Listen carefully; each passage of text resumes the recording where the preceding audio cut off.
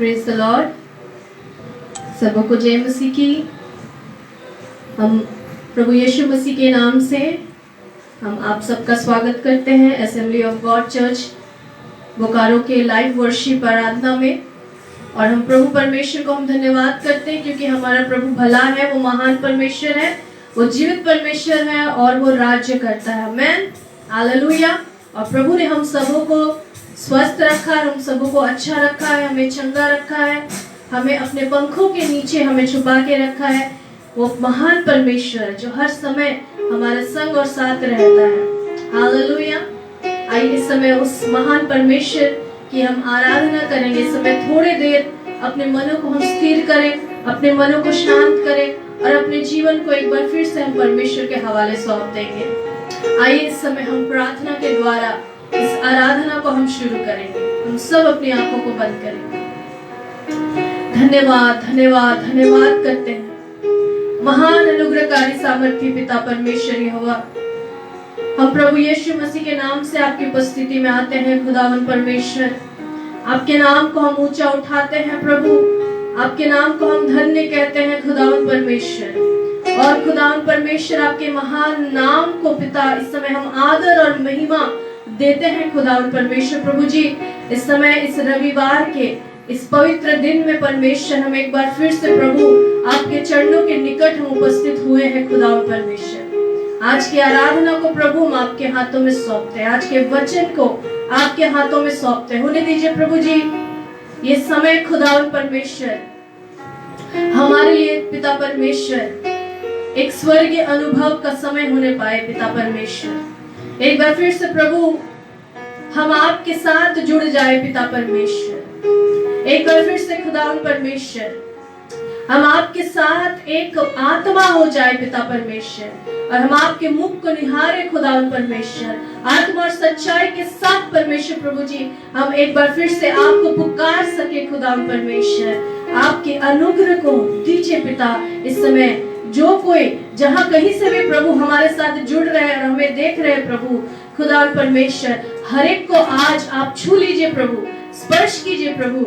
हर एक को पिता परमेश्वर अपनी आत्मा से आप भर दीजिए पिता परमेश्वर, अपनी आनंद से भर दीजिए प्रभु।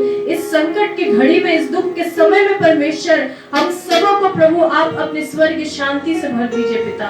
हम आपका धन्यवाद और धन्यवाद करते हैं। समय आगे का समय आपके हाथों में सौंप देते हैं प्रभु यीशु मसीह के नाम से प्रार्थना मांग लेते हैं। सब कहेंगे आमीन, हालेलुया।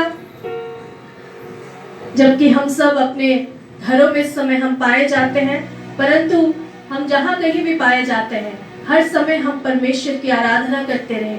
जिस किसी स्थान में हम रहे, जिस प्रकार से राजा दाऊद कहता है कि तूने मुझे आगे पीछे घेर रखा है और अपना हाथ तू मेरे ऊपर में रखे रहता है। तेरी आत्मा से भागकर मैं किधर जाऊं?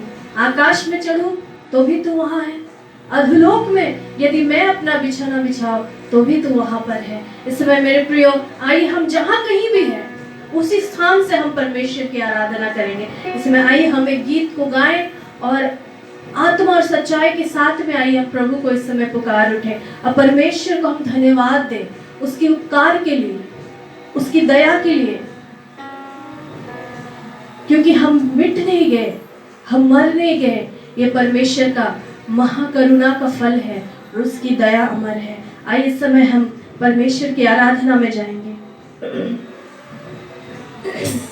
Thank you Jesus, hallelujah.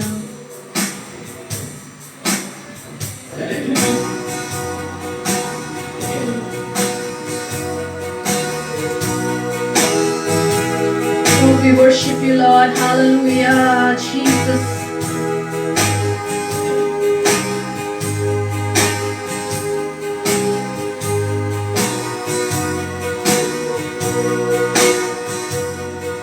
मैं धन्यवाद करता रहूंगा, यीशु धन्यवाद करता रहूंगा। मैं धन्यवाद करता रहूंगा, यीशु धन्यवाद करता रहूंगा। धन्यवाद धन्यवाद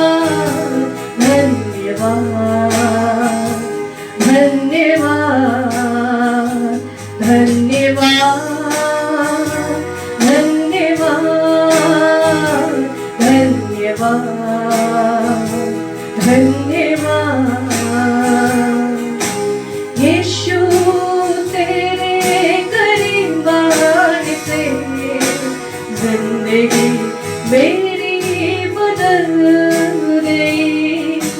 यीशु तेरे छूने से जिंदगी मेरी संवर गई। यीशु तेरे करीब आने से जिंदगी मेरी बदल गई। यीशु तेरे छूने से जिंदगी मेरी संवर गई। तूने मुझे है बचाया, तूने मुझे सहलाया, तूने मुझे है बचाया, तूने मुझे सहलाया। मैं धन्यवाद करता रहूंगा, यीशु धन्यवाद करता रहूंगा। मैं धन्यवाद करता रहूंगा, यीशु धन्यवाद करता रहूंगा। धन्यवाद धन्यवाद धन्यवाद धन्यवाद धन्यवाद धन्यवाद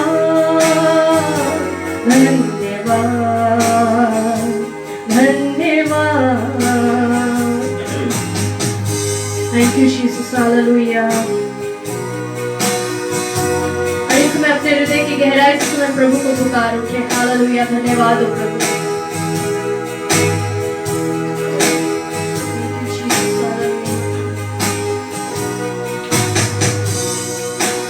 मैं जो पापों में डूबा हुआ था और जो तुझसे दूर हुआ था, मैं जो पापों में डूबा हुआ था और जो तुझसे दूर हुआ था, तूने मुझे है छुड़ाया, अपनी राह पर चलाया। तूने मुझे है छुड़ाया, अपनी राह पर चलाया। मैं धन्यवाद करता रहूंगा, यीशु धन्यवाद करता रहूंगा। मैं धन्यवाद करता रहूंगा, यीशु धन्यवाद करता रहूंगा। धन्यवाद धन्यवाद धन्यवाद धन्यवाद धन्यवाद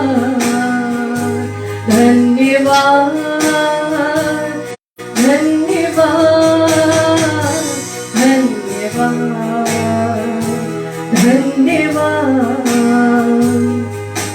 यीशु ने ऐसा प्रेम जताया, मुझको अपना बेटा बनाया।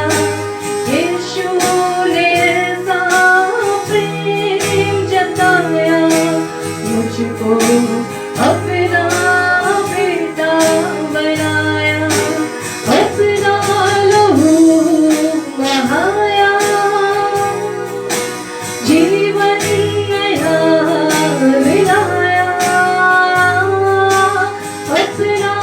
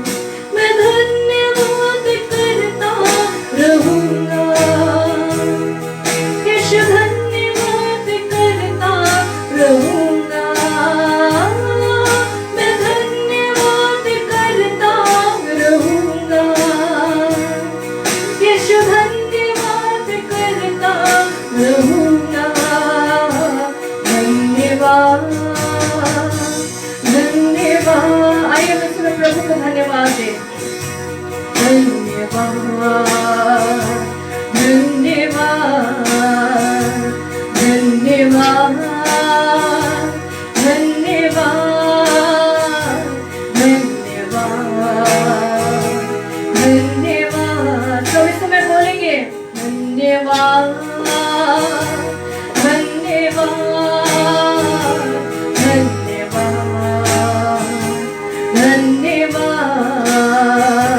धन्यवाद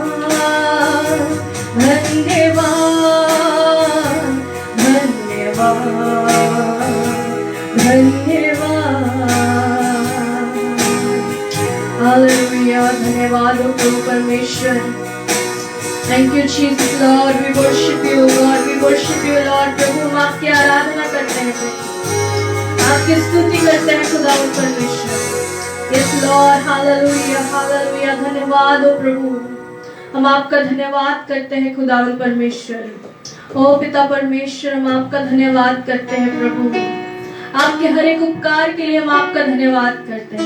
आपकी तमाम भलाई के लिए परमेश्वर हम आपका धन्यवाद करते हैं खुदावंद परमेश्वर। आपने हमसे प्रेम किया प्रभु, इसलिए हम आपका धन्यवाद करते हैं खुदावंद परमेश्वर। आपके अनुग्रह के द्वारा पिता परमेश्वर आज हम इस स्थान में खड़े हैं खुदावंद परमेश्वर। और पिता परमेश्वर, हम आपका धन्यवाद करते हैं। अब यहोवा राफा है प्रभु, हमारा चंगा करने वाला परमेश्वर। अब यहोवा निशी है खुदावंद, हमारा विजय का झंडा है पिता परमेश्वर।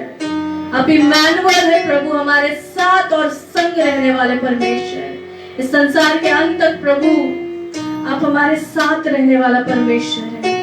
हम आपका धन्यवाद करते हैं, धन्यवाद करते हैं, धन्यवाद करते हैं पिता परमेश्वर। सुंदर से समय के लिए हम आपको धन्यवाद करते हैं प्रभु जी। इस छोटी सी आराधना को हम आपके हाथों में सौंप देते हैं खुदा परमेश्वर। जब आपके दास आपके वचन को लेकर आते हैं प्रभु परमेश्वर, अपने दास को आप अभिषेक दीजिए पिता परमेश्वर, ताकि आज का जीवित वचन पिता परमेश्वर हमारे लिए पिता परमेश्वर ओ होने दीजिए पिता परमेश्वर, स्वर्ग से उतरने पाए खुदावन। आज की रोटी के द्वारा परमेश्वर हम सब तृप्त होने पाए खुदावन परमेश्वर। प्रभु जी अनुग्रह दीजिए। इस समय आगे का समय हम आपके हाथों में सौंपते हैं। सारा आदर महिमा हम आपको देते हैं प्रभु यीशु मसीह के नाम से प्रार्थना को मांग लेते हैं। दया से सुनिए और अनुग्रह से ग्रहण कीजिए। Amen hallelujah. और ये समय है जबकि हम परमेश्वर के वचन को हम सुनेंगे और इस समय प्रभु के दास पास्टर सत्य प्रकाश जयसवाल हमारे बीच में आएंगे और परमेश्वर के वचन से बातचीत करेंगे। Praise the Lord. प्रभु यीशु मसीह के मीठे सामर्थ्य और जलाली नाम में आप सबको जय मसीह की। आज के इस सुंदर समय के लिए परमेश्वर को हम धन्यवाद देते हैं। और आज का वो दिन है जब मैं आपसे नहीं पूछूंगा कि हम आनंदित हैं, क्योंकि हम जानते हैं कि इस वक्त इस संसार में क्या हो रहा है। और मैं इस बात पर ज़रूर विश्वास करता हूं कि आप जहां कहीं भी हैं, जिस स्थान में भी हैं, आप सुरक्षित हैं, अच्छे से हैं। आज की सुबह रविवार की सुबह है और इस वक्त हम लोग ऑनलाइन में हैं, लेकिन मेरे ख्याल से इस वक्त हमें चर्च में होना चाहिए था और हम सबको एक साथ एकत्रित होना चाहिए था, लेकिन ये संभव नहीं है बिकॉज ऑफ लॉकडाउन। और हम जानते हैं कि ऐसा क्यों है, क्योंकि मैं समझता हूं कि आज ये परिस्थिति जो है, लोग ये कह रहे हैं कि कोविड की वजह से आज हम नहीं है, आज कोविड की वजह से आज हम फिजिकल गैदरिंग में नहीं है, आज हम ऑनलाइन में हैं, हम ऑनलाइन में प्रभु की आराधना कर रहे हैं, हम एक दूसरे से दूर हैं। लेकिन बाइबल हमेशा इस बात को कहती है, जब हम इब्रानी की किताब को हम पढ़ते हैं तो वहाँ पर लिखा है कि हमें इकट्ठा होने की आवश्यकता है। लेकिन आज हम इकट्ठे नहीं हैं, आज हम अलग अलग हैं। और इस ऑनलाइन के माध्यम से हम परमेश्वर के सुसमाचार को, परमेश्वर के वचन को आप तक लेके जा रहे हैं, ताकि आत्मिक रीति से कोई भी दुर्बल ना होने पाए, आत्मिक रीति से कोई भी कमजोर ना होने पाए। और आज ये बातें इसलिए हो रही है क्योंकि मैं समझता हूं कि जब परमेश्वर ने हमें मौका दिया, परमेश्वर ने हमें अवसर दिया, हम उस अवसर को, उस मौके को हमने सही तरह से अपने जीवन में उठा नहीं पाए। मेरे प्रियो, मैं आपको बताना चाहता हूं, बाइबल कहती है इफिसियों की किताब में कि जब हमें अवसर मिलता है तो हमें उसका फायदा उठाने की आवश्यकता है। अवसर को बहुमूल्य हमें समझने की आवश्यकता है। अवसर को अपने जीवन में हमें ग्रहण करने की आवश्यकता है, लेकिन हम उन अवसरों को अपने जीवन में ठुकरा देते हैं। हम कलीसिया में फिजिकल गैदरिंग होने के बावजूद हम वहां पे प्रेजेंट नहीं होते हैं। हम अपने कार्यों में लगे रहते हैं। हम कलीसिया में रहने के बावजूद हमें नींद आते रहता है, हम झपकियां मारते रहते हैं। हम प्रभु के वचन के अनुसार हम चल नहीं पाते, और केवल उसका एक ही कारण है क्योंकि बाइबल ये कहती है, मत्ती रचित सुसमाचार उसके 6 अध्याय और उसके 24 वचन में लिखा है, we can not serve two master. व्यवस्था बताती है कि कोई मनुष्य 2 स्वामियों की सेवा नहीं कर सकता, कोई भी मनुष्य। लेकिन मैं आज आपको बताना चाहता हूं कि आज हम दोहरे दिमाग में हैं, दोहरे विचार में हैं, दोहरे सोच में हैं। हम प्रभु के पास आते हैं, फिर भी हमारा फेथ कहीं ना कहीं कमजोर है, दुर्बल है। और मैं समझता हूं, क्योंकि बाइबल ये कहती है कि जो कोई परमेश्वर के निकट रहता है, परमेश्वर उसकी रक्षा और रखवाली करता है। तो फिर क्या कारण है कि आज ये पैंडेमिक जो है हमारे बीच में है? मैं आज आपका ध्यान प्रभु के सुसमाचार की ओर लेकर जाना चाहता हूं। मैं आपका ध्यान परमेश्वर की ओर केंद्रित करना चाहता हूं। आज बहुत से ऐसे प्रिय भाई बहन हैं जिनके मन में ये सवाल अवश्य उठता होगा कि परमेश्वर ने इस पैंडेमिक को क्यों अलाउ किया हमारे जीवन में। क्योंकि जब आप अय्यूब की किताब को आप पढ़ते होंगे, अय्यूब वो व्यक्ति था जो खड़ा था, सीधा था, निर्दोष था, फिर भी परमेश्वर ने उसके जीवन में पीड़ाओं को दिया। आज आपके मन में भी ये बातें होंगी कि क्यों आज हम तो विश्वास योग्य हैं, हम तो प्रभु के वचन के अनुसार चलते हैं, हम तो परमेश्वर के वचन को हम मानते हैं, हमारा जीवन तो दोहराई जीवन नहीं है, हम 2 प्रकार के विचारधाराओं को नहीं रखते हैं, फिर भी परमेश्वर ने इस पैंडेमिक को क्यों अलाउ किया? क्यों परमेश्वर ने अय्यूब के जीवन में उन परसिक्यूशंस को अलाउ किया? मेरे प्रियो, मैं आज आपका ध्यान परमेश्वर के वचन की ओर केंद्रित करना चाहता हूं। व्यवस्था बताती है, अगर आप बाइबल को आप देखेंगे, जब आपका ध्यान में थोड़ा पुराने नियम की ओर केंद्रित करना चाहता हूं और आप पुराने नियम को पढ़ेंगे, वहां पे आप देख सकते हैं कि किस प्रकार परमेश्वर ने उन दिनों में जब इजरायली लोग गोसेन देश में मिस्र के अधीन में थे, और उस वक्त वो लोग जो है परमेश्वर की आराधना करते थे, परमेश्वर की उपासना करते थे, और परमेश्वर उनकी आवाजों को सुना, और आवाज सुनने के बाद परमेश्वर का हृदय भर गया, और परमेश्वर ने इस्राएलियों को मिस्र से निकालने के लिए अपने मन में ठान लिया, और परमेश्वर ने मूसा का प्रयोग किया, और परमेश्वर ने मूसा को इस्राएलियों के बीच में भेजा। मेरे साथ आप निकाल सकते हैं निर्गमन की किताब उसका 9 अध्याय और उसका 13वां वचन, book of Exodus chapter 19 verse 13।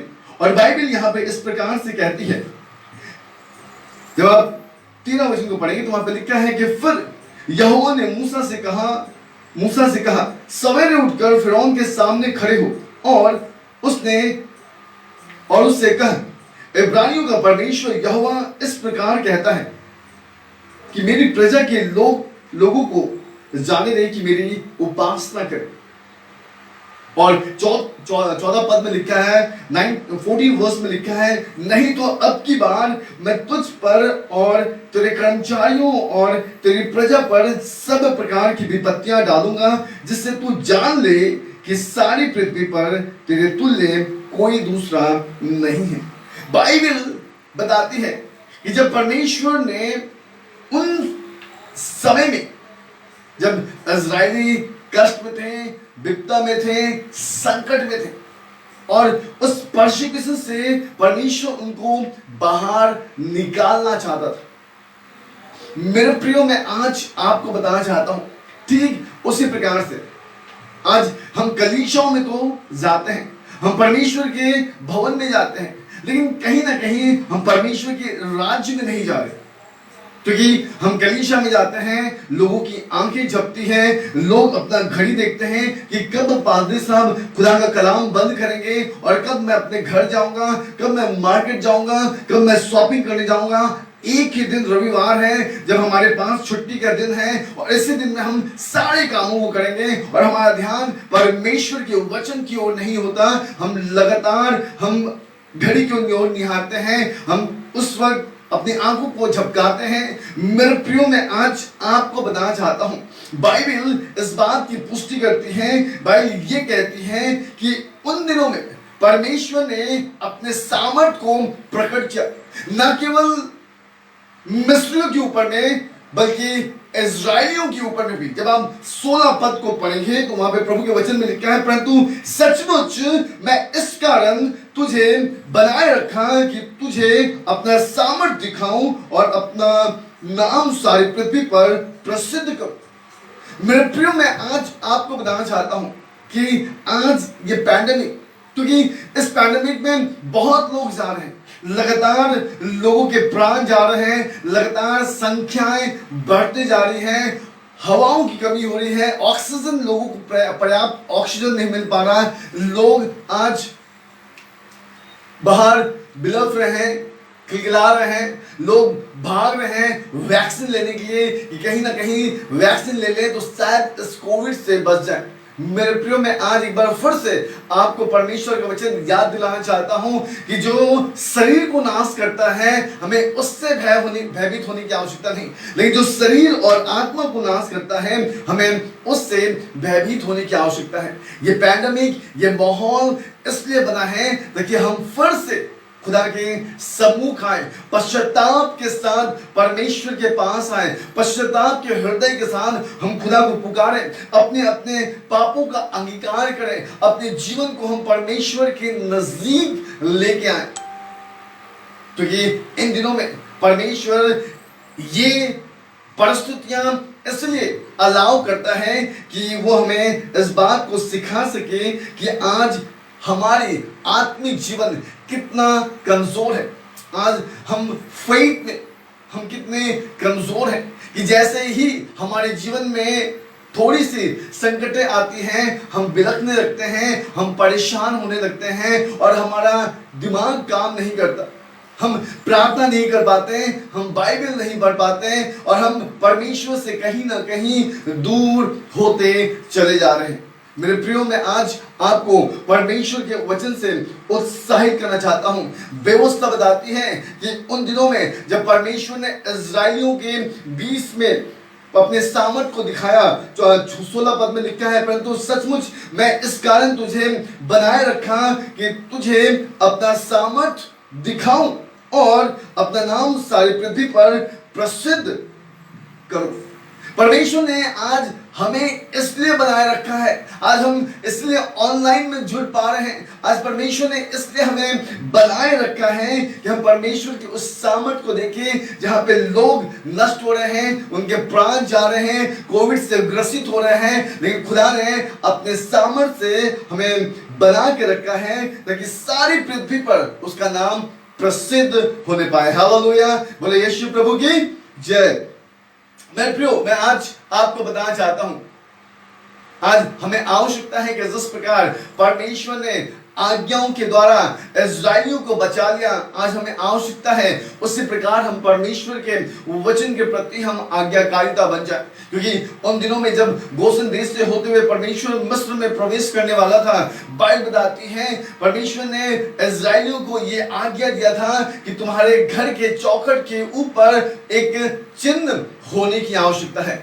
आज मेरे प्रियो, मैं आपको बताना चाहता हूं, आज हम प्रभु में होने के, जब हम प्रभु में हैं तो आवश्यकता है कि प्रभु हमारे जीवन से प्रकाशमान होने पाए। व्यवस्था बताती है, पहला पत्रस उसके 2 अध्याय और उसके 9वें वचन में लिखा है, जब हम अंधकार की शक्तियों से हम बाहर निकले हैं तो हमें आवश्यकता है कि उस उजाले को अपने जीवन से हम प्रकट करें। व्यवस्था में साफ साफ लिखा है, निर्गमन की किताब उसके 12 अध्याय और उसके 13वें वचन में कि जिन घरों में तुम रहोगे उन पर वह लहू तुम्हारे निमित्त चिन्ह ठहरेगा, अर्थात मैं उस लहू को देखकर तुमको छोड़ जाऊंगा, और जब मैं मिस्र देश के लोगों को मारूंगा तब वह विपत्ति तुम पर ना पड़ेगी और तुम नाश ना होगे।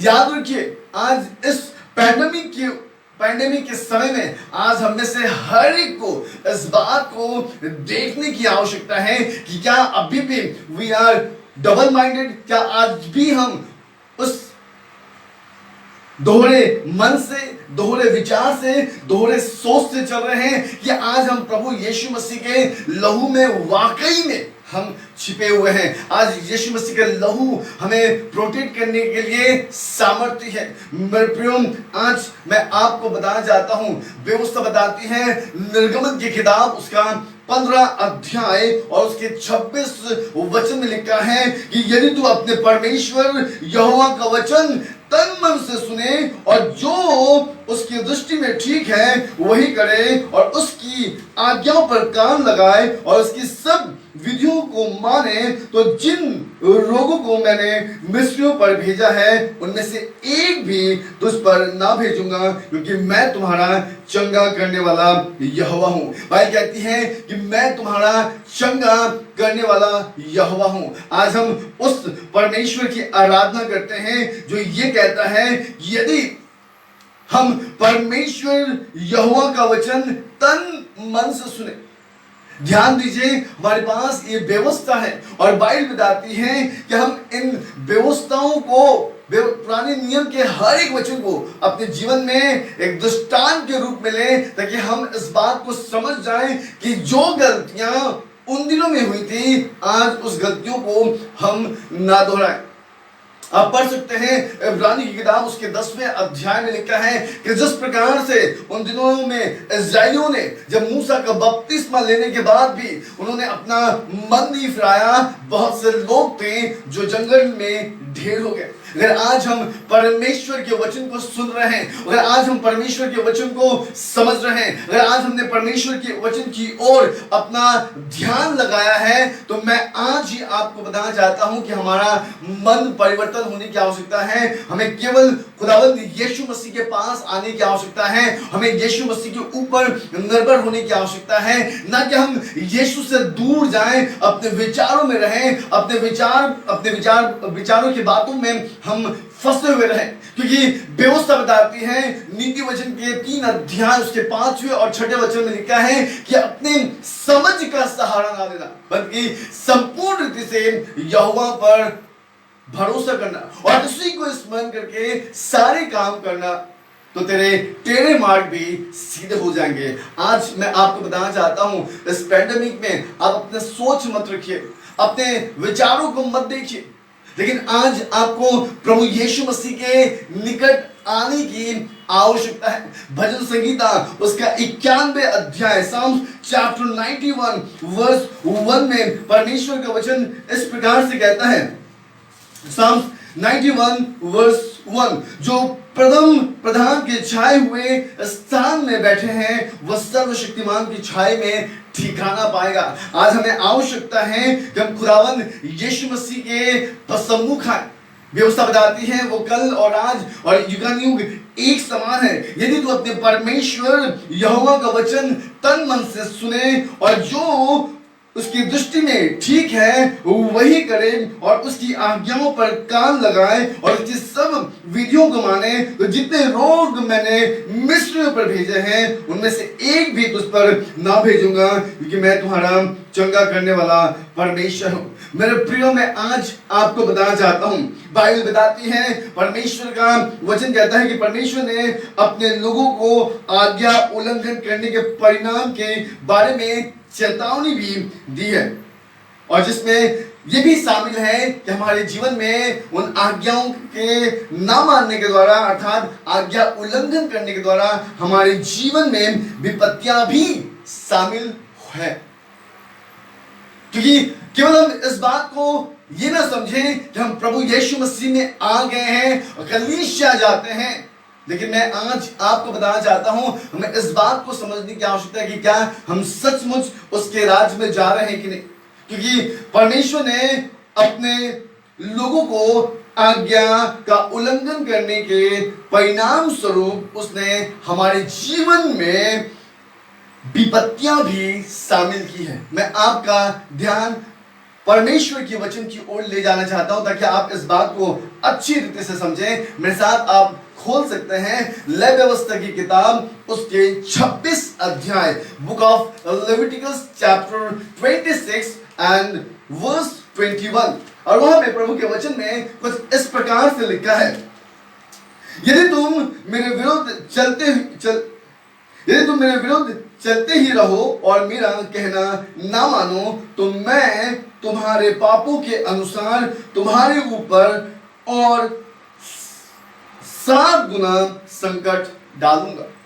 व्यवस्था बताती है कि अगर आज हम अनाज्ञाकारिताओं को अपने जीवन में रख लेते हैं और हम उन आज्ञाओं को जो परमेश्वर ने हमसे कहा है, याद होगा लास्ट संडे जब मैंने प्रीचिंग से समाप्त किया था, मैंने एक शब्द कहा था, एक स्टेटमेंट दिया था कि अगर आदम पाप न करता तो आज ये दशा हमारे जीवन में ना होती। लेकिन मेरे प्रियो, मैं आज आपको बताना चाहता हूं कि अगर आज हम आज्ञाकारिताओं पर हम निर्भर नहीं हैं, हम परमेश्वर के वचन के ऊपर में अगर हम निर्भर नहीं हैं, परमेश्वर का वचन अगर हम अपने जीवन में सही रीति से हम नहीं रखते हैं, तो व्यवस्था बताती है कि हमारे ऊपर 7 गुना संकट परमेश्वर डालेगा। और इसलिए हमें आवश्यकता है कि हम परमेश्वर के वचन को अपने जीवन में सही रीति से लें, क्योंकि लय व्यवस्था की किताब बड़ी स्पष्ट रूप में बताती है। उसी 26 अध्याय और उसके 25 वचन को आप पढ़िएगा, वहां पर लिखा है कि और मैं तुम पर एक ऐसी तलवार चलाऊंगा जो वाचा तोड़ने का पूरा पलटा लेगी, और जब तुम अपने नगरों में जाकर इकट्ठे होगे, तब मैं तुम्हारे बीच मरी फैलाऊंगा और तुम अपने शत्रुओं के वश में सौंप दिए जाओगे। देखिएगा व्यवस्था क्या कहती है, किस प्रकार से परमेश्वर ने वचनों को मूसा के माध्यम से हमारे जीवन में रखा है। व्यवस्था कहती है, और मैं तुम पर एक ऐसी तलवार चलाऊंगा जो वाचा तोड़ने का पूरा पलटा देगी, और जब तुम अपने नगरों में अपने लोगों के साथ इकट्ठे होगे, गैदर होगे, उस वक्त मैं पैंडेमिक अर्थात मैं मरी फैलाऊंगा और तुम अपने शत्रुओं के वश में सौंप दिए जाओगे। आज मैं आपको बताना चाहता हूं, केवल ये पैंडेमिक ही नहीं, लेकिन मैं आज आपको बताना चाहता हूं कि इस संसार के मध्य में शैतान का भी काम पूरी रीति से बहुत जोर शोर से चल रहा है। आज मेरे प्रिय भाई बहन, मैं आपको परमेश्वर के वचन के द्वारा उत्साहित करना चाहता हूं। आज परमेश्वर अपने उन लोगों को जो उनकी आज्ञाओं को नहीं सुनता है, व्यवस्था बताती है परमेश्वर ने उनके जीवन में किस प्रकार से कष्टों को लेके आया, पीड़ा को लेके आया, और कई बार तो परमेश्वर ने उनको नष्ट भी कर दिया। आज मैं आपको 2 बातें बताना चाहता हूं। बाइबल कहती है कि परमेश्वर ने 2 अवसरों पर परमेश्वर ने अपने लोगों को नष्ट किया। उन लोगों को जो परमेश्वर के वचन के विरोध में काम करते थे, उन लोगों को नष्ट किया जिन्होंने परमेश्वर के आज्ञाओं का नाफरमानी किया, जो परमेश्वर के वचन के अनुसार नहीं चलते थे। वो उसकी मंडली में खड़े रहते थे, लेकिन लगातार परमेश्वर के वचन के विरोध में काम क्या करते थे। मैं आज आपका ध्यान गिनती की किताब उसके 16वें अध्याय की ओर बढ़ाना चाहता हूं। और मैं लास्ट संडे में मैं यहां से प्रचार किया था और बताया था कि किस प्रकार से कोरा ने परमेश्वर के विरोध, उसके सेवकों के विरोध में काम किया, और किस प्रकार परमेश्वर ने कोरा और उसके वंशज जो उसके साथ खड़े थे, बाइबल बताती है परमेश्वर ने आज्ञा न मानने के द्वारा उनको नष्ट किया। लेकिन आज मैं आपको बताना चाहता हूं, व्यवस्था बताती है कि जब कोरा और उसके वंश नष्ट हो गए, जब लोग मर गए, इसके बाद इजराइलियों ने क्या किया। आपका ध्यान मैं गिनती की किताब उसका 16 अध्याय और उसके 41 वचन में ले जाना चाहता हूं। बाइबल बताती है कि दूसरे ही दिन, उसके ठीक सेकंड डे, आज परमेश्वर ने कोरह उसके वंश को नष्ट किया और कल लोग परमेश्वर के विरोध में क्या बात करते हैं। आइए हम देखते हैं गिनती की किताब उसका 16 अध्याय और उसके 41वें वचन में बाइबल कहती है, वहां पर लिखा है इस प्रकार से, दूसरे ही दिन इजराइल की सारी मंडली यह कहकर मूसा और हारून पर बुड़बुड़ाने लगी कि यहोवा की प्रजा को तुमने मार डाला है, यहोवा के प्रजा को तुमने मार डाला है। मेरे प्रियो, मैं आज आपको बताना चाहता हूं कि कई बार हम अपने मन में कई कामों के लिए हम बुड़बुड़ाने लगते हैं, कई बार हम परमेश्वर के विरोध में बात करने लगते हैं, कई बार हम परमेश्वर के वचन में काम करने लगते हैं। थोड़ा सा संकट हमारे ऊपर क्या आता है, हम यीशु की लोभ रहित रहो। आज कलीसिया को लोभ रहित होने की आवश्यकता है, क्योंकि बहुत लोग कलीसिया में इसलिए आते हैं कि उनको चंगाई मिल जाए, उनको छुटकारा मिल जाए, उनको डिलीवरेंस मिल जाए, उनको जॉब मिल जाए, उनकी शादियां हो जाए। मेरे प्रियो, मैं आज आपको बताना चाहता हूं कि अगर हम ऐसे दोहरे मन से हम खुदा के पास हम आते हैं, तो मैं आज आपको बताना चाहता हूं कि इस दोहरे मन को अगर हम रखते हैं, केवल हम परमेश्वर से एक स्वार्थ रखते हैं और उस स्वार्थ के बाद जब हमारे जीवन में कोई काम नहीं हो पाता और हम बुड़बुड़ाने लगते हैं, हम कुरकुराने लगते हैं। व्यवस्था क्या कहती है इस अध्याय के नीचे आप देखिएगा, मैं चाहता हूं कि आप 49 वर्स को पढ़ें और वहां पे लिखा है, और जो कोरह के संग भागी होकर मर गए थे उन्हें छोड़ जो लोग इस मरी से मर गए वे 14,700 लोग थे। व्यवस्था बताती है, परमेश्वर का वचन ये कहता है, वो कोरह वंशी जो हारून और मूसा के विरोध में खड़े हुए और उन्होंने ये कहा कि क्या परमेश्वर केवल तुमसे बात करता है, क्या परमेश्वर हमसे बात नहीं करता। और वो जब मूसा और हारून के विरोध में खड़े हुए और परमेश्वर का क्रोध उनके ऊपर आया, और बाइबल कहती है कि कोरह और उसके साथ जो 250 लोग खड़े थे वो मारे गए और धरती फटी और कोरह उसका पूरा वंश उसमें समा गया। लेकिन इसके बावजूद लोगों ने इन बातों को देखने के बावजूद बाइबल बताती है कि उन्होंने परमेश्वर के विरोध में, परमेश्वर के अगेंस्ट में बुड़बुड़ाना स्टार्ट किया, कुरकुराना स्टार्ट किया। और बाइबल कहती है 44 पद में लिखा है, तब यहोवा ने मूसा और हारून से कहा, तुम उस मंडली के लोगों के बीच से हट जाओ कि मैं उन्हें पल भर में भस्म कर डालूं, मैं पल भर में भस्म कर डालूं। और मैं आज आपको बताना चाहता हूं, परमेश्वर ने उस मंडली के बीच में मरी फैला दी, उस मंडली के बीच में पैंडेमिक फैला दी। और व्यवस्था कहती है कि 14,700 लोग मारे गए। आज मेरे प्रियो, मैं आपको परमेश्वर के वचन से उत्साहित करना चाहता हूं। पौलुस कहते हैं पहला कुरिन्थियों की किताब उसके 10 अध्याय और उसके 10वें वचन में लिखा है, और ना तुम कुरकुराओ जिस रीति से उनमें से कितने कुरकुराए और नाश करने वाले के द्वारा नाश किए गए। ये कौन थे? ये वे वही इजरायली थे जो बपतिस्मा प्राप्ति थे, जिन्होंने बपतिस्मा लिया था और उन्होंने एक ही रोटी खाई और एक ही पत्थर से उन्होंने पानी पिया, और वो पत्थर जो मसीह था, बाइबल कहती है जो उनके आगे आगे चलता था, लेकिन उन्होंने अपने जीवन में कुरकुराया। आज हम कई बार अपने जीवन में कुरकुराते हैं, कई बार हम अपने जीवन से ये कहते हैं कि परमेश्वर हमारे लिए कुछ नहीं कर सकता। लेकिन क्या हमने कभी भी अपने आप को देखा है कि हम दोहरे दिमाग से चल रहे हैं? और बाइबल कहती है कि we can not serve two master, हम एक साथ दो स्वामियों की सेवा नहीं कर सकते। व्यवस्था में लिखा है, पहला कुरिन्थियों उसके 10 अध्याय उसके 11 वचन में लिखा है, परंतु ये सब बातें जो उन पर पड़ी दृष्टांत की रीति पे थी और वे हमारी चेतावनी के लिए जो जगत के अंतिम समय में रहते हैं लिखी गई है। यह हमारे लिए।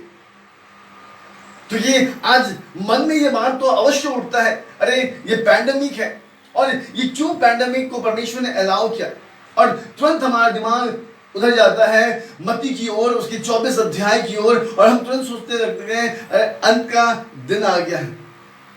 मैं आज आपको बताना चाहता हूं, आज हमें सोचने की आवश्यकता नहीं। बाइबल केवल हमें एक बात कहती है और वो ये है कि हमें विश्वास करने की आवश्यकता है, न कि हमें सोचने की आवश्यकता है। हम जो ऐसे दिन को हम देखें, व्यवस्था बताते हैं इब्रानियों उसके 10 के साथ 25 में लिखा है कि जो हम ऐसे समयों को देखें, हमें इकट्ठे होने की आवश्यकता है।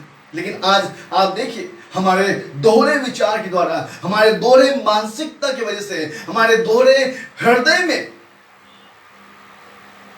काम होने की वजह से आज हम खुदा के भवन में एकत्रित नहीं हैं। आज खुदा की उपस्थिति से हम दूर हैं, परमेश्वर के सामर्थ्य से दूर हैं। आज हम अपने अपने मोबाइल लेके हम खुदा के कलाम को सुन रहे हैं। आज हम खुदा की उपस्थिति के लिए हम तरस रहे हैं कि काश आज ये पैंडेमिक ना होता, हम रविवार के दिन हम परमेश्वर के भवन में होते हैं, हम रविवार के दिन हम परमेश्वर की आराधना करते हैं। लेकिन क्या जब हमारे पास अवसर था, हमने उस अवसर को बहुमूल्य समझा?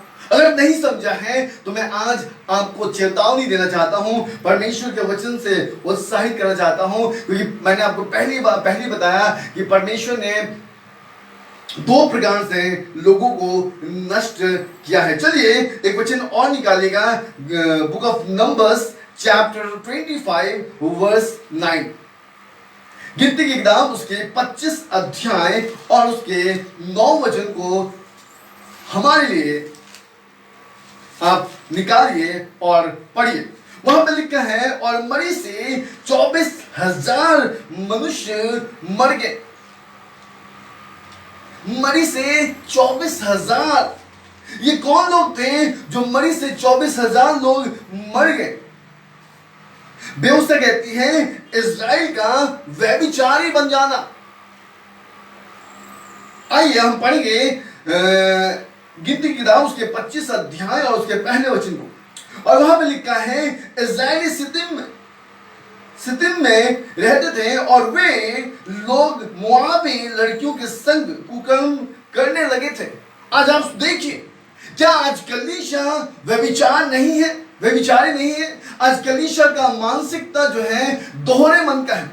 आज वो खुदा यीशु मसीह के ऊपर निर्भर नहीं है। वो कलीसिया आज विश्वास योग्य नहीं है, क्योंकि मैं इस बात पर विश्वास करता हूं कि अगर आज हम विश्वास से योग्य होते हैं, आज हम खुदा के कलाम को मानते हैं, आज हम परमेश्वर के वचन के अनुसार चलते हैं, तो आज हम फिजिकली गैदर होते हैं खुदा के भवन में। हालेलुया, बोले यीशु प्रभु की जय। मेरे प्रियो, मैं आज आपको बताना चाहता हूं, व्यवस्था कहती है, अगर आप पहला कुरिन्थियों की किताब उसके 10 अध्याय और उसके 8वें वचन को पढ़ेंगे, तो वहां पे लिखा है, और ना हम व्यभिचार करें जैसे उनमें से कितनों ने किया, और एक दिन में 23,000 मर गए। ये कौन लोग थे? ये वही थे जो एक रोटी में से खाए थे, एक पत्थर में से जो मसीह कहलाता है उनमें से जल पिए थे। लेकिन बाइबल ये कहती है कि वो व्यभिचार में फंसते हुए 23,000 लोग मर गए। ये कौन है जो 24,000 मनुष्य मर गए थे? ये परमेश्वर के लोग थे, ये परमेश्वर के भवन में जाते थे, परमेश्वर के उपस्थिति में चलते थे, परमेश्वर के साथ होते थे। लेकिन आज बाइबल कहती है कि वो 24,000 मर गए, क्योंकि वो मरी से मर गए, किसी और बातों के द्वारा नहीं। परमेश्वर ने उनके बीच में मरी फैला दिया। आज आप देखिएगा, बहुत से लोग जो प्रभु में विश्वास योग्य हैं, वो भी इस पैंडेमिक में चले जा रहे हैं। मैं ये नहीं कहता कि वो व्यभिचारी होंगे, मैं ये नहीं कहता कि उनका विश्वास नहीं होगा, लेकिन मैं आज आपको बताना चाहता हूं इस पैंडेमिक में नष्ट होने का सबसे बड़ा रीजन ये है कि हम परमेश्वर के प्रति कुड़कुड़ाते हैं, उसके वचन के प्रति वफादार नहीं होते हैं और हम अपने मन में दो तरफा जीवन रखते हैं। क्योंकि बाइबल कहती है कि कोई भी मनुष्य दो स्वामियों की सेवा नहीं कर सकता, क्योंकि वह एक से बैर और दूसरे से प्रेम रखेगा, या एक से निष्ठावान रहेगा और दूसरे को तिरस्कार करेगा। तुम परमेश्वर और धन दोनों की सेवा नहीं कर सकते। आज आवश्यकता है कि हम इस बात को समझें कि हम किसकी सेवा कर रहे हैं, हम किसके उपस्थिति में चल रहे हैं। क्योंकि बाइबल बताती है, बाइबल स्पष्ट रूप में कहती है, नीति वचन उसके 11 अध्याय और उसके पहले वचन में कि छल के तराजू से यहोवा को घृणा आती है, परंतु वो पूरे बटखारे से प्रसन्न होता है। छल के तराजू से आज हम एक दूसरे के साथ छल करने में लगे हुए हैं। केवल हम अपने विषय में सोच रहे हैं, हम सेल्फिश हो रहे हैं। लेकिन मैं आपको बताना चाहता हूं, बहुत लोग बहुत कुछ सोचते हैं और सोचते हैं, विचार करते हैं, बहुत कुछ प्लानिंग भी करते हैं, लेकिन जब उनका प्राण चला जाता है तो सब कुछ धरा का धरा ही रह जाता है। आज हमें आवश्यकता है कि हम इस बात को जानें, क्योंकि व्यवस्था कहती है, परमेश्वर का वचन कहता है कि छल के तराजू से यहोवा को घृणा आती है। कल हमारे कलीसिया में एक भाई थे जिन्होंने ये वचन के द्वारा हमें उत्साहित किया और बताया कि जब वो किस प्रकार से नाइजीरिया गए थे और परमेश्वर के दास के द्वारा परमेश्वर ने उनसे ये वचनों से बातचीत किया है। मैं आपको बताना चाहता हूँ, मैं तो कई बार कलीसिया में इन वचनों को आपके सामने रखा है, लेकिन फिर भी आज हम इन बातों को नहीं समझ पाते। परमेश्वर ऐसे लोगों से प्रसन्न होता है जो नम्र है, जो दीन है, जो एक दूसरे को सहायता करता है, ना कि अपने लाभ के प्रति दूसरे को लगातार धोखा देते रहता है। क्योंकि व्यवस्था बताती है, प्रकाशित वाक्य उसके 3 अध्याय और उसके 15 वचन में लिखा है कि मैं तेरे कामों को जानता हूं, वे ना तो ठंडा है और ना गर्म, भला होता कि तू ठंडा या गर्म होता। आज आवश्यकता है मेरे प्रियो कि हम इस बात को समझ जाए, इस बात को हम जान जाए कि परमेश्वर हमारे कामों को जानता है। आप भले ही मनुष्य को आप बेवकूफ बना सकते हैं, आप लोगों के सामने एक्टिंग कर सकते हैं। पास्टर सूरज प्रमाणी ये कहते हैं कि उनके कलीसिया में बहुत से एक्टर हैं। मैं कहता हूं कि सारी कलीसिया में एक्टर भरा हुआ है। क्यों? क्योंकि आज हम केवल परमेश्वर के सम्मुख आने का हम ड्रामा करते हैं, हम परमेश्वर के वचन को खोलकर बड़ी बड़ी गवाहियां देते हैं, लेकिन आज हम अपने स्वभाव से, अपने चरित्र से हम ये बताते हैं कि हमें परमेश्वर से प्रेम नहीं है, हमें अपने आप से ही प्रेम है। परमेश्वर हमारे कामों को जानता है और मैं आपको सच कहना चाहता हूं, परमेश्वर उनके साथ कदापि नहीं रहता जिनका मन छल से भरा हुआ रहता है। परमेश्वर उनके साथ कदापि नहीं रहता जिनके कामों को परमेश्वर जानता है, जो केवल गुनगुने हैं। परमेश्वर ऐसों के साथ नहीं होता। और मैं आपको सच कहना चाहता हूं कि अगर परमेश्वर आपके साथ नहीं है तो आपके विरोध में सब कोई है। और इसलिए आज आवश्यकता है कि इस बात को हम समझे। याकूब की किताब उसके 8 वचन में लिखा है, परमेश्वर के निकट आओ तो वो भी तुम्हारे निकट आएगा। हे पापियों, अपने हाथ शुद्ध करो। हे दो प्रकार के लोगों, अपने हृदय को पवित्र करो। हमारे पास अभी भी मौका है कि हम दोहरी जीवन ना जिए, हम 2 प्रकार का जीवन ना दें कि हम कलीसिया में एक रूप दिखाते हैं और बाहर में हमारा एक रूप होता है। हम कलीसिया में जब आते हैं तो हम स्वर्गदूतों के समान हो जाते हैं, और जब हम बाहर निकलते हैं तो उस शैतान से कम नहीं होते जो हमेशा दूसरों के जीवन में विपत्तियों को लाता है, कष्टों को लाता है, पीड़ाओं को लाता है, उत्पीड़न को लाता है। मैं आज आपको बताना चाहता हूँ, आज हमें आवश्यकता है कि हम प्रभु के सम्मुख अपने आप को हम कैसे प्रकट करें, क्योंकि व्यवस्था कहती है कि परमेश्वर के निकट आओ तो वो भी तुम्हारे निकट आएगा। आप किस हृदय से प्रभु के पास आते हैं? क्योंकि अगर हम छल के हृदय से प्रभु के पास आते हैं तो बाइबल कहती है कि परमेश्वर ऐसों से घृणा करता है। आप देखिएगा केन और हाबिल, उन दोनों को मैं आज आपके सामने रखना चाहता हूं। हाबिल भी अपना भेंट लेके परमेश्वर के पास गया और केन भी लेके गया, लेकिन उनमें से एक भाई के अंदर में छल था। नहीं तो परमेश्वर क्यों नहीं दोनों भेंटों को ग्रहण करता? परमेश्वर ने हाबिल के भेंट को इसलिए ग्रहण किया क्योंकि उसके अंदर में छल की आत्मा नहीं थी, लेकिन उसने केन के भेंट को ग्रहण नहीं किया क्योंकि उसके अंदर में छल की आत्मा थी। मेरे प्रियो, मैं आज आपको बताना चाहता हूं, आप पढ़िएगा याकूब के विषय में। जब तक याकूब धोखा देने वाला था तब तक वो भागता रहा और उसके साथ भी धोखा होते रहा, लेकिन जैसे ही याकूब इज़राइल बन गया, बाइबल कहती है उसका स्वभाव, उसका चरित्र, उसका व्यवहार सब कुछ बदल गया। अगर आज हम प्रभु में आने के बावजूद भी आज हम अन्य जातियों के समान व्यवहार करते हैं, आज हम अन्य जातियों के समान बोली बोलते हैं, आज अन्य जातियों के समान एक दूसरे को देख के हम कुड़कुड़ाते हैं, अन्य जातियों के समान हम परमेश्वर के साथ लगाव रखते हैं, लेकिन हमारा भरोसा जो है धन के ऊपर में रहता है, तो मैं आज आपको बताना चाहता हूं कि ऐसे व्यभिचारियों से परमेश्वर घृणा करता है, ऐसे व्यभिचारियों के निकट परमेश्वर नहीं रहता।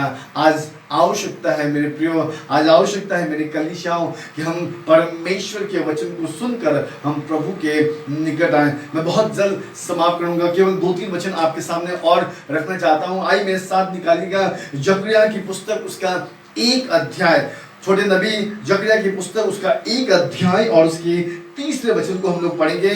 वहां पर लिखा है कि इसलिए तू इन लोगों से कह, सेनाओं का यहोवा यह कहता है कि तुम मेरी ओर फिरो, सेनाओं के यहोवा की यही वाणी है, तब मैं तुम्हारी ओर फिरूंगा, सेनाओं का यहोवा का यही वचन है। आज आवश्यकता है कलीसियाओं को कि वो परमेश्वर की ओर, जो सेनाओं का यहोवा है, जो स्वर्ग और पृथ्वी दोनों का अधिकार रखता है।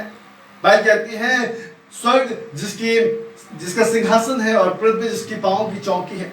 बाइबल कहती है आज उस परमेश्वर के निकट हमें आने की आवश्यकता है, हमें फिरने की आवश्यकता है, क्योंकि सेनाओं की यहोवा की यही वाणी है, तब मैं तुम्हारी ओर फिरूंगा, सेनाओं की यहोवा ने यही वचन दिया है। आज हमें आवश्यकता है कि हम परमेश्वर की ओर फिरें, परमेश्वर की ओर अपने मन को हम घुमा लें, परमेश्वर की ओर अपने विचारों को हम लेकर आए, क्योंकि मैं इस बात को समझता हूं कि दूसरा इतिहास की किताब उसके 7 अध्याय 2 क्रॉनिकल चैप्टर 7 वर्स 13 को अगर आप पढ़ेंगे तो वहां पे परमेश्वर के वचन में देखिएगा बड़ी अच्छी बात लिखी है। जब लोग उन दिनों में नाश हो रहे थे, 13 पद में लिखा है, यदि मैं आकाश को ऐसा बंद करूं कि वर्षा ना हो, या टिड्डियों को देश उजाड़ की आज्ञा दूं, या अपनी प्रजा में मरी फैलाऊं, तब यदि मेरी प्रजा के लोग जो मेरे कहलाते हैं दीन होकर प्रार्थना करें और मेरे दर्शन की खोजी होकर अपने बुरे चाल से फिरें, तो मैं स्वर्ग में से सुनकर उनका पाप क्षमा करूंगा और उनके देश को ज्यों का त्यों करूंगा। ये वो परमेश्वर है जो आकाश के झड़ों को बंद कर सकता है, ये वो परमेश्वर है जो वर्षाओं को बंद कर सकता है, ये वो परमेश्वर है जो हमारे बीच में टिड्डियों को भेज सकता है, ये वो परमेश्वर है जो हमारे बीच में मरी फैला सकता है, अर्थात वो अलाउ कर सकता है। मेरे प्रियो, मैं आज आपको बताना चाहता हूं कि बिना परमेश्वर के इजाजत के बिना कुछ भी होना असंभव है। अय्यूब जो खरा, निर्दोष और सीधा व्यक्ति था, परमेश्वर ने उसके जीवन में कष्टों को अलाउ किया, इजाजत दी, तभी शैतान उस पे हाथ लगाए। याद रखिए ये pandemic, we are in second wave. हम इस कहर के दूसरे ऐसे पड़ाव में हैं जहां पर हम नष्ट हो सकते हैं। हमें आवश्यकता है कि हम पश्चाताप के साथ हम परमेश्वर के निकट आए। भाई कहती है कि मेरे ओर मन फिराओ तो ही मैं तुम्हारी ओर आऊंगा, तो ही मैं तुम्हारी ओर देखूंगा। परमेश्वर का हाथ छोटा नहीं हो गया कि वो हमारा उद्धार ना कर सके, लेकिन हमारे कामों ने, हमारे विचारों ने, हमारे सोच ने परमेश्वर को हमसे दूर कर दिया है। आज मैं आपको प्रभु के वचन से उत्साहित करना चाहता हूं। बस मैं केवल 2 वचन बताऊंगा और फिर समाप्त करूंगा। मेरे साथ निकाल सकता है मलाकी की किताब, उसके 3रे अध्याय और उसके 7वें वचन को। और वहां पे लिखा है, अपने पुरखाओं के दिनों से तुम लोग मेरी विधियों से हट आए हो और उनका पालन नहीं करते। तुम मेरी ओर फिरो, तब मैं भी तुम्हारी ओर फिरूंगा। सेनाओं के यहोवा का यही वचन है। तुम पूछते हो हम किस बात में फिरे। हम पूछते हैं कि हम किस बात में फिरे। हमने कौन सा ऐसा गुनाह कर दिया है, हमने कौन से ऐसे मन में विचारों को लेकर आए हैं। क्या आज हम अपने विश्वास में स्थिर हैं? क्या हमारा सोच प्रभु में स्थिर रहता है कि चलो जो भी होगा वो खुदा की ओर से ही होगा, जो भी हुआ है वो खुदा की ओर से ही हुआ है? क्या हम इस बात से सेटिस्फाई रहते हैं? नहीं। हम तुरंत प्रश्न पूछते हैं, ऐसा क्यों हो गया? हम तो ये करते थे, हम तो दुआ करते थे, हम तो प्रार्थना करते थे, फिर भी ऐसी बातें हो गई। क्योंकि आज भी हम दोहरे मानसिकताओं में, आज भी हमारे अंदर में छल की तराजू लगातार भरी हुई है। आज केवल मैं आपको एक बात कहना चाहता हूं, हमें खुदा की ओर फिरने की आवश्यकता है, हमें परमेश्वर की ओर आने की आवश्यकता है। व्यवस्था बताती है, होशे की किताब उसके 6 अध्याय और उसके पहले वचन में लिखा है कि चलो हम यहोवा की ओर फिरें, क्योंकि उसी ने फाड़ा है वही चंगा भी करेगा, उसी ने मारा है वही हमारे घावों पर पट्टियां बांधेगा। आज आवश्यकता है कि हम खुदा के पास आए। आज आवश्यकता है कि हम प्रभु यीशु मसीह के पास आए। आज आवश्यकता है कि हम अपने मन में पश्चाताप करें, अपने गुनाहों के लिए, अपने गलत विचारों के लिए, अपने गलत सोच के लिए, अपने सेल्फिश लाइफ के लिए, हमने जितनी भी बातें आज रखा है, आज हमें आवश्यकता है कि हम उन तमाम विचारों के ऊपर में हम मनन करें, अपने आप को हम खुदा के पास लेके आए। क्योंकि बाइबल कहती है कि चलो हम यहोवा की ओर फिरें, क्योंकि उसी ने फाड़ा है वही चंगा भी करेगा, उसी ने मारा है वही हमारे घाव पर पट्टियां भी बांधेगा। आज आवश्यकता है कि हम 2 तरफा जीवन से हम बदल जाएं। हम आज आवश्यकता है कि हम छल के तराजू से हम पूरा बटखरा हम बन जाएं, क्योंकि परमेश्वर को पूरा बटखरा पसंद है। मेरे प्रियो, परमेश्वर हमारे और आपके कामों को जानता है। वो जानता है कि हम कितने देर उसके सम्मुख रहते हैं, वो जानता है कि हम कितने ईमानदार हैं, कितने ऑनेस्ट हैं, वो जानता है कि हमारे अंदर में विश्वास की कौन से स्तर पे आज हम खड़े हैं, उसे सब कुछ मालूमात है। आज हम मनुष्यों को बेवकूफ बना सकते हैं, लेकिन हम खुदा को धोखा नहीं दे सकते हैं। व्यवस्था कहती है, गलाती की किताब उसके 6 अध्याय उसके 7वें वचन में लिखा है, धोखा ना खाओ, धोखा ना खाओ, परमेश्वर टड्डू में नहीं उड़ाया। जो कुछ तुम बोओगे वही काट नहीं पाओगे।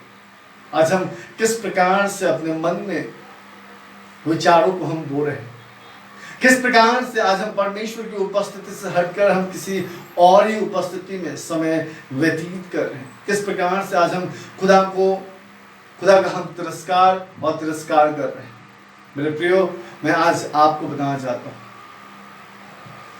आज परमेश्वर का ये सामर्थ हम देख सकते हैं, जहां पर लोग इस संसार को छोड़ के जा रहे हैं, परमेश्वर ने हम सबको संभाल के रखा है।